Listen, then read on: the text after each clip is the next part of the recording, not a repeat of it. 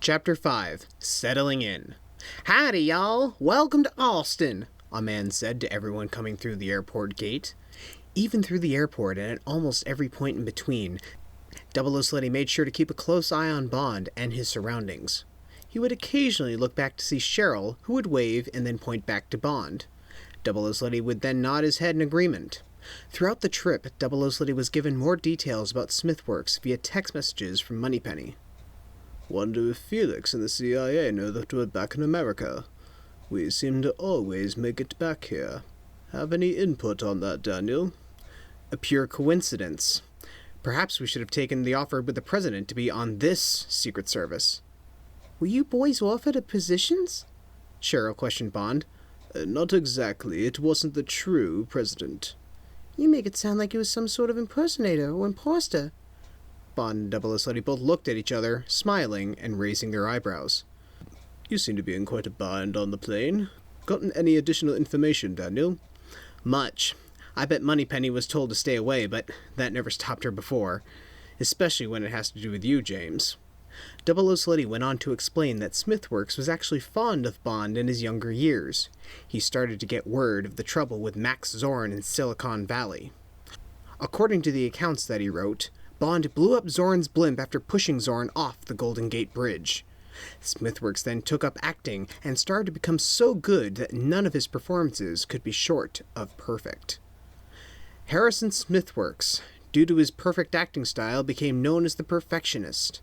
He soon married Sandra Doritas, who was growing in the acting world. They became fascinated with crime and decided to honor Smithworks' new fondness by taking down Bond with their performances. Now at every show, people have been robbed, or worse. He is building up his crimes from petty to extreme. I'm guessing now that explains the death of 003 and why he has an obsession with hunting you down, Siletti said, reading the information from Moneypenny. "That sounds awful, James. Are you sure that you know what you're doing?"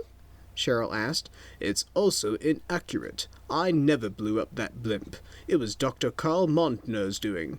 I bet he's trying to frame me so he can have every press person or social media mogul track me down," Bond concluded. "I'm sure. However, as I said before, you and I have been in worse positions than this. If he is styling himself after Zorn or any of your previous foes, then any one of their tactics might be used. We have to stick together." Bond, Siletti, and Cheryl continued on into the large state of Texas. The spies and their new assistant exited the airport and started to look around. Cheryl took out a small pamphlet with dots on certain points. "Cheryl, are those spots where Smithworks and his wife have performed shows and crimes?" "No, those are places I want to visit. I've never been here, you know. Texas. Thought I'd do the 50 states, then broaden to other countries. England was strictly for work." "Well, perhaps we should find a place to stay, shall we? I think all we need is a little bit of rest," Bond suggested. The three made their way through the streets of Austin. Cheryl took out a camera and took picture after picture. They passed many flyers, posters, and billboards advertising the Smithworks' show. Siletti started to think that this could end up being a good trip. He even thought it could be proving as a possible calm before the storm.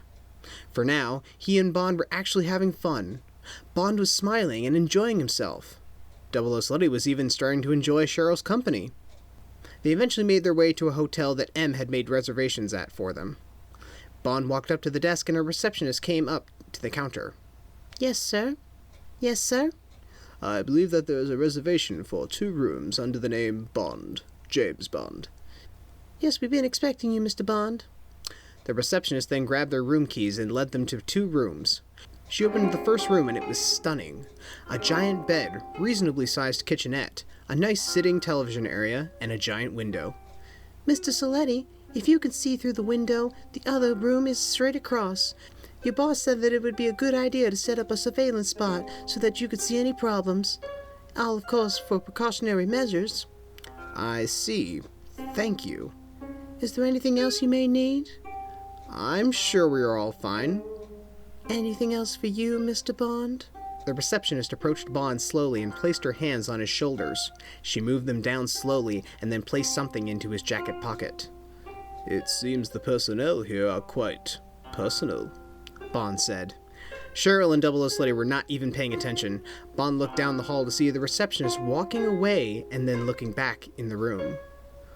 Daniel, why don't you and Cheryl stay in the other room? There seems to be 2 beds there, so I think it would be more comfortable for you.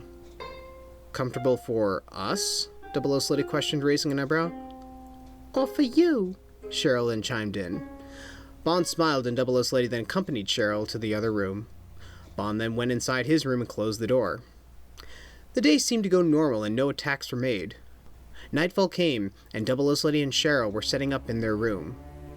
Cheryl, do you find it odd that the receptionist knew that we wanted separate rooms, across from each other, and that they would be good for surveillance? Perhaps. However, she may have just gotten information from M and knew who we were and why we were here. Could have sworn I saw a CIA logo on a name tag. I suppose so. Besides, how else would she know to start charming James right on the spot if she didn't know who he was? Well, if surveillance is what we're here for, then that's what we should do. If you want, you could take a look in that small bag right there, and there's something we can use. I'm gonna go change. Cheryl disappeared into the bathroom, and Double O Sletty opened up the bag she mentioned and pulled out a small teddy bear. Cheryl disappeared into the bathroom, and Double O Sletty opened up the bag she mentioned and pulled out a small teddy bear. Not the type of teddy I was expecting. Double O Sletty looked at it confusingly and wondered why she would pack such a thing. He then felt the ears and felt some wires inside. He then looked at the eyes and saw that they were lenses. This was a camera. Double O Sletty smiled. Q, you never cease to amaze me. Double O Sletty then placed the bear on the sill of the room window and looked across to see Bond on the phone. Double O Sletty pressed the nose of the bear to activate it.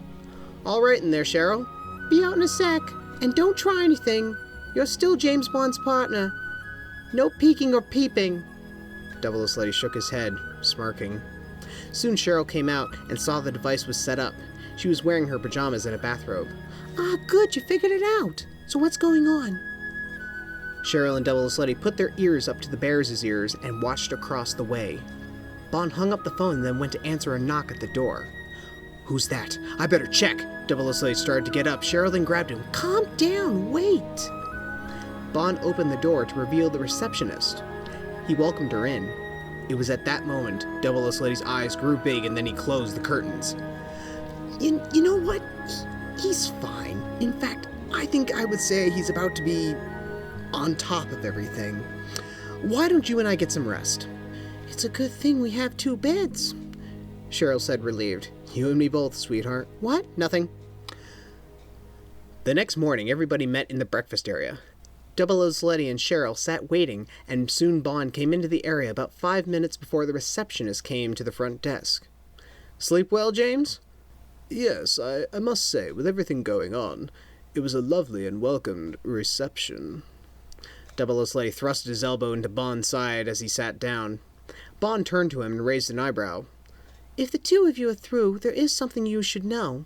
I was looking at my camera for a while, and I noticed something in one of those pictures. So that's why I couldn't get any sleep. Oh, really? Was that all? Bond quickly interjected. No, I mean, yes, I thought there was a tiny light on. It was you. Anyway, I saw this. Cheryl then took out her camera, chose a picture, and zoomed in on the top right corner. There was a billboard for something called the Smithworks' Circus, one of the perfect shows performed by the famous Smithworks couple. Come see them at the Broccoli Dome. Better check this out. It seems that we're special guests, Double O Sletty said in concern. Well, this time I won't be a clown, Bond said. Cheryl and Double O Sletty looked at him like he was crazy. Bond explained that he was in disguise one time while at a circus belonging to a octopussy. The billboard had mentioned that international guests were especially welcomed. The 3 finished breakfast and then left the hotel. Before they left, Bond looked at the front desk and winked at the receptionist. She smiled back at him.